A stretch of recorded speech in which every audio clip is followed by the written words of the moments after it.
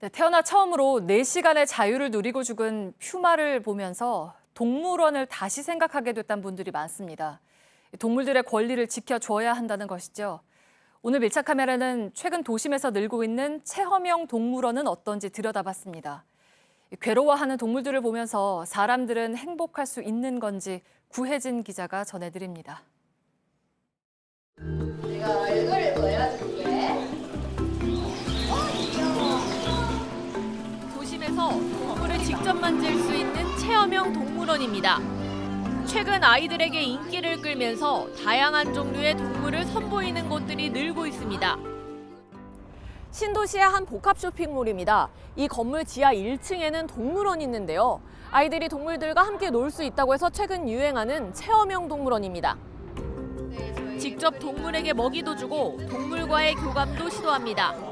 색다른 경험에 아이들뿐만 아니라 어른들도 좋아합니다.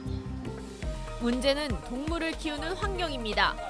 대부분의 체험형 동물원들이 건물 내부에 있다 보니 야생동물이 살던 자연 환경을 재현하기가 어렵습니다. 햇빛을 받지 않는 곳이 많고 흙이 아닌 콘크리트나 고무 바닥에 생활하기도 합니다. 어린 관람객들을 통제하는 건 쉽지 않습니다. 우리 꼬리 맞는 거 안 좋아해요. 우리 눈으로만 봐주세요. 거북이 등에 올라가려는 아이를 부모가 제지하기도 합니다. 또 다른 동물원에선 태어난 지 얼마 안 된 사막 여우를 안고 사진을 찍게 합니다. 실제 동물원마다 이상 증세를 보이는 동물을 쉽게 찾을 수 있습니다. 라쿤이 같은 자리를 빠르게 반복해서 돌아다니고 다른 동물원의 하이에나도 비슷한 행동을 보입니다. 육지 거북은 계속해서 유리창에 얼굴을 부딪히기도 합니다. 모두 스트레스를 받을 때 보이는 정형 행동입니다.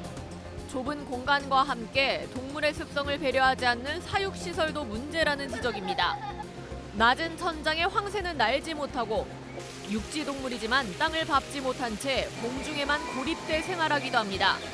바로 옆에서 천적인 새의 소리를 계속해서 들어야 하는 미어캣들은 경계심을 늦추기 어렵습니다.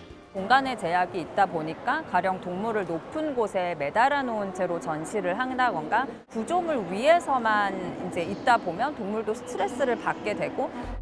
지난해 5월부터 시행된 관련 법에 따르면 동물원은 허가제가 아니라 등록 신청만 하면 만들 수 있습니다.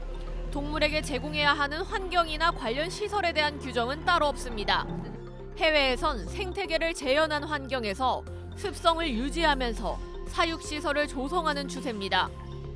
동물을 키우며 음료까지 파는 카페의 경우 신고 규정조차도 없습니다.